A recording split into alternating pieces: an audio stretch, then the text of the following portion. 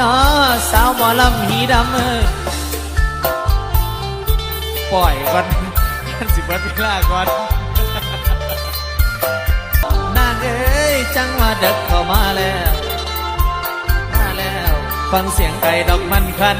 คนต่อกันอยู่ถึงเฮือนไก่ผัดคันอยู่ทางใต้โอ้ยน้อ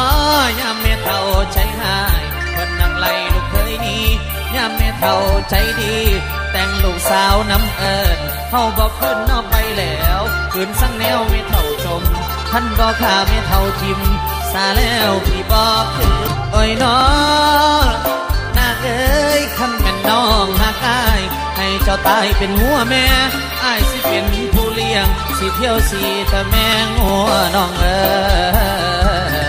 ยล่ะ